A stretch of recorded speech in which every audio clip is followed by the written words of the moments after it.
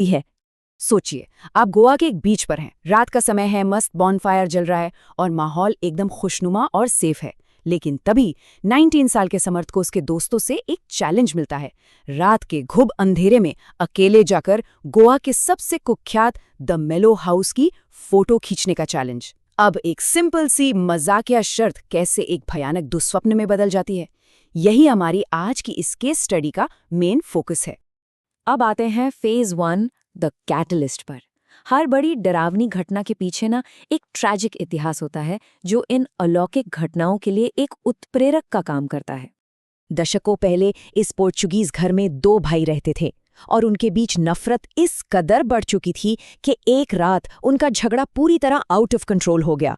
बात इतनी बिगड़ गई कि एक भाई ने दूसरे को बेरहमी से चाकू घोंपकर मार डाला और उसकी लाश को घर के पीछे एक पेड़ के नीचे गाड़ दिया। कुछ सालों बाद बचे हुए दूसरे भाई की भी रहस्यमयी तरीके से मौत हो गई। आज भी वहां के लोकल्स का मानना है कि जो भाई मारा गया था वो बदला लेने वापस आया था और आज भी उन दोनों की आत्माएं उसी घर में एक कभी न खत्म होने वाले हिंसक चक्र में फंसी हुई हैं। चलिए आगे बढ़ते हैं फेज 2 द आइसोलेशन की तरफ।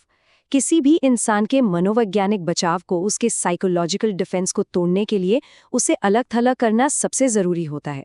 समर्थ की सफर के इन 2 बिल्कुल अलग अलग सिरों को देखिए। एक तरफ वो बीच का सुरक्षित माहौल था जहां एक गर्माहट थी, दोस्तों की हंसी मजाक की आवाजें थीं, और दूसरी तरफ जैसे जैसे वो अपनी स्कूटी से द मेलो हाउस की तरफ बढ़ा, तापमान एकदम से गिरने लगा। आसपास के जंगल में एक अजीब सी मुर्दा शांति छा गई। ये जो अचानक से माहौल में बदलाव आया ना, ये उस खौफनाक एक्सपीरियंस की बस एक शुरुआत थी।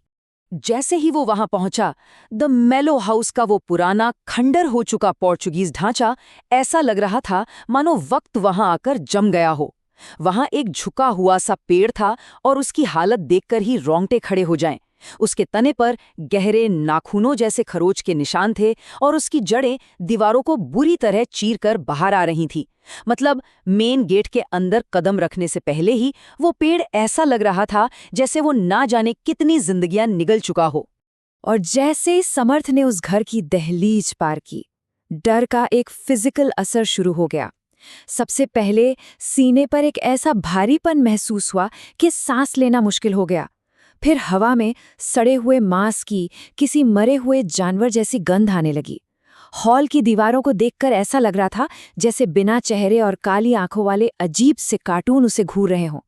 और इन सब के बीच सबसे डरावनी बात, उसका फुल चार्ज मोबाइल फोन अचानक से बिना किसी वजह के स्विच ऑफ हो गया।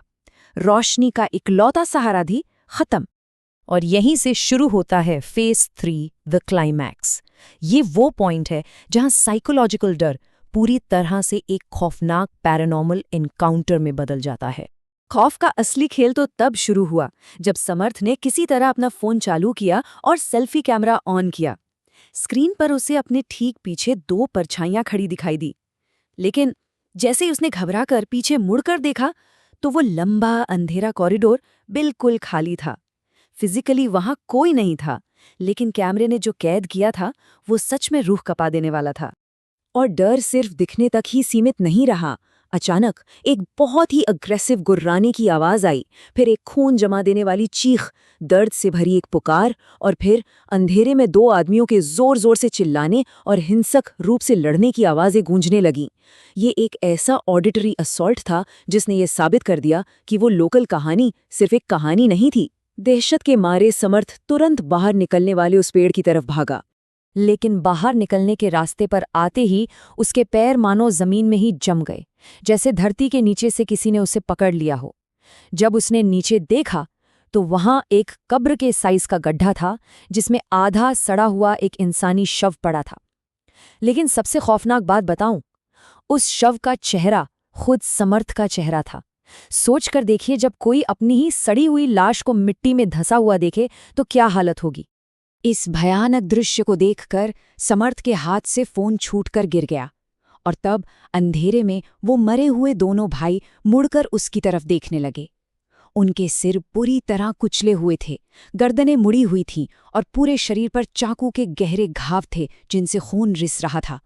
और उनकी वो लाल चमकती हुई गुस्से वाली आंखें, वो अब अपने नए शिकार पर टिकी थीं, यानी समर्थ पर। और फिर आता है इस पूरे हमले का क्लाइमैक्स। मिट्टी में गड़ी हुई उसी की शक्ल वाली उस सड़ी हुई लाश ने अपना हाथ ऊपर बढ़ाया और अपने ही जीवित रूप को जमीन के नीचे खींचना शुरू कर दिया। समर्थ का पूरा शरीर मिट्टी में धंसने लगा, उसकी सांसें उखड़ने लगीं और धीरे धीरे उसकी आंखों के सामने सब कुछ बिल्कुल काला पड़ गया, सब कुछ शांत हो गया। अब हम आते हैं हमारे आखिरी चरण पर, face for the resolution. Survival के बाद का समय और रियलिटी पर उठने वाले सवाल। सुबह के 5:30 बज रहे थे, सूरज बस निकल ही रहा था जब समर्थ के घबराए हुए दोस्त उसे ढूंढते ढूंढते वहां पहुंचे। उन्होंने देखा कि समर्थ घर के ठीक बाहर मिट्टी में सना हुआ पूरी तरह से बेहोश पड़ा था।